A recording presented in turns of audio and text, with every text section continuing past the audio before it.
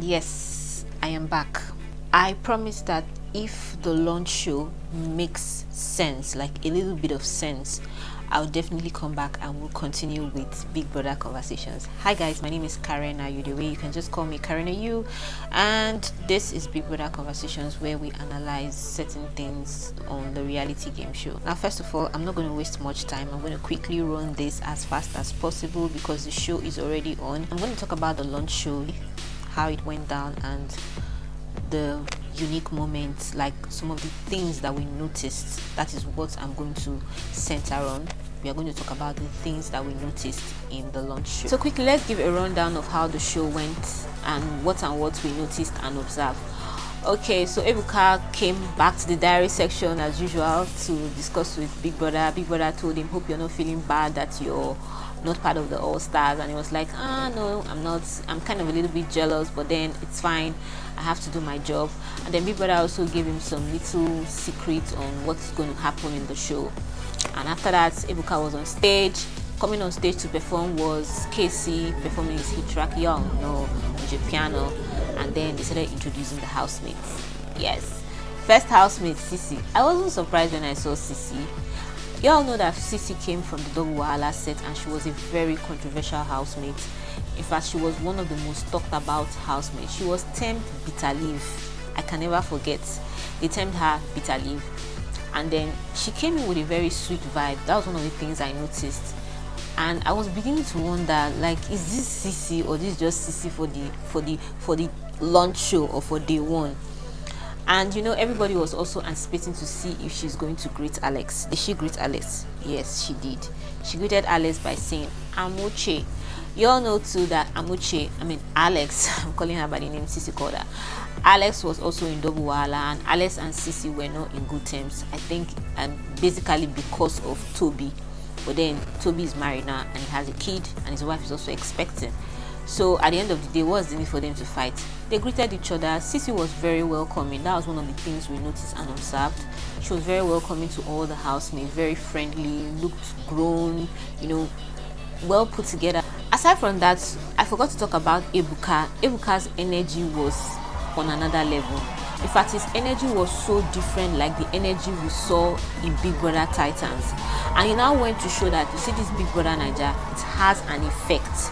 There's this energy that comes with when you're at home. Like, you could feel that Ebuka was very comfortable being at home, and he was very comfortable being back on the Big Brother Naija stage. And of course, the audience added some spice. If the audience are not there, who else? The audience were also very welcoming. I love the fact that the audience put in so much energy when their faves were coming back. It shows that they actually missed their faves a lot. So now let me call all the seasons of Big Brother.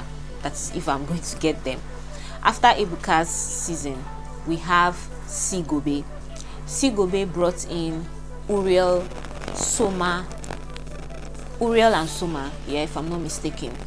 Then after that set, we now have Double Wahala. Double Wahala brought in Alice, Sissy, and Princess. I was actually not expecting Princess. Princess is one of those housemates that nobody, like many of us, we didn't hear about her. Even when she came into the house, Sissy was like, oh my God, where have you been? Do you get? And she said she was one of those housemates that left quite early. Now, from Double Wahala, we had Lockdown. I think Lockdown, they brought in a lot of presents. Is it Lockdown? No, sorry. After Double Wahala, we had Pepper Dem. Yeah, Pepper Dem, they brought in Mercy and Ike. The moment everyone saw Mercy and Ike, we knew what Big Brother was trying to do. We all know that Mercy and Ike, they were in a relationship, and at the end of the day, it didn't work out. So both of them house, that Biggie is up to something. Then Mercy, Ike, Fraud, Sheyi. Double Wahala had a lot of persons. Pepper Dem had a lot of people that came from their sets. So we have Fraud. Fraud was in Pepper Dem, Sheyi. Those people, they all came back to the house. Then moving on to Lockdown. Lockdown, we had Kid Wire, Tolani Badge, thinking of the names, but then these were the people that came from lockdown season.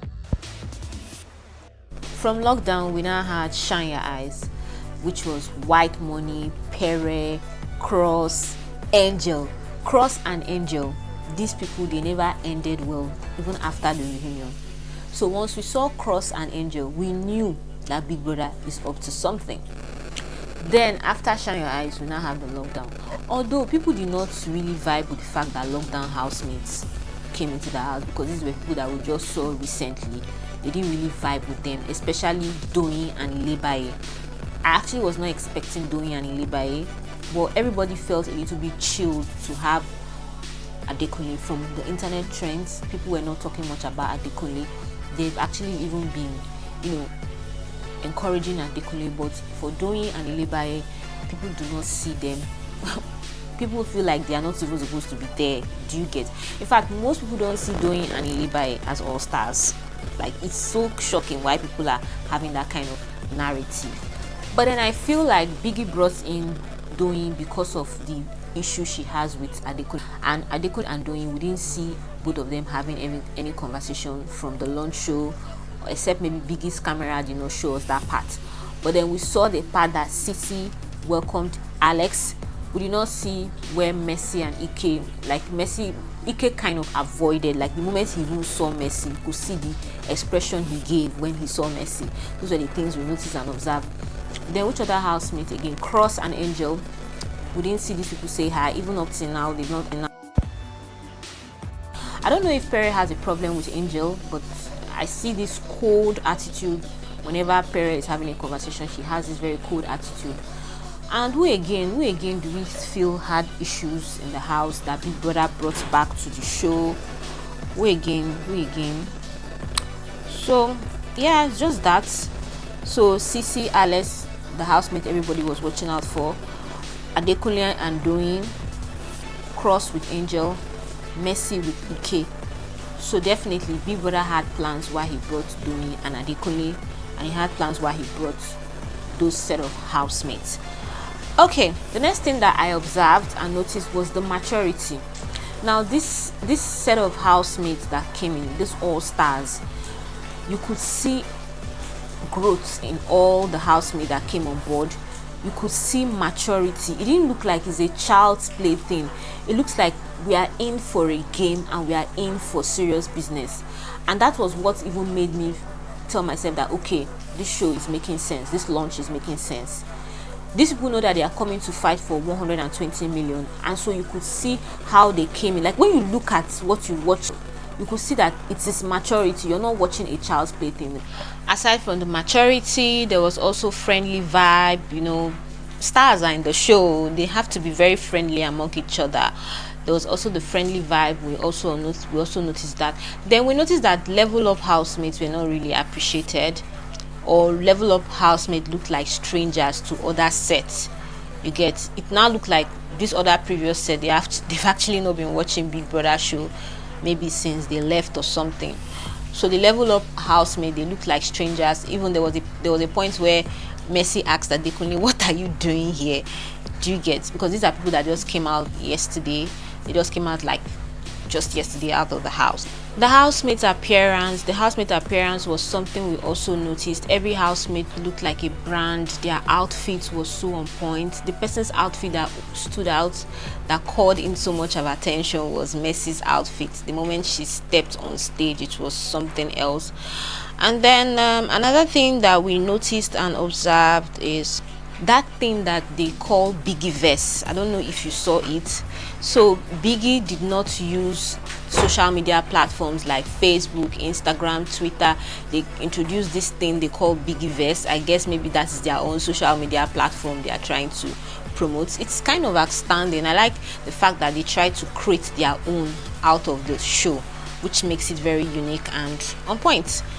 What else again? So when I went to check on the social media pages of these housemates, man, what I saw with my eyes was something else. Man, the branding of these housemates was so on point.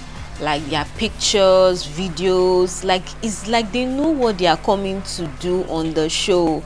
Not like the Big Brother Titans, many of them did not work on their branding. Some of them didn't even post picture until they stayed in the house for like a couple of weeks.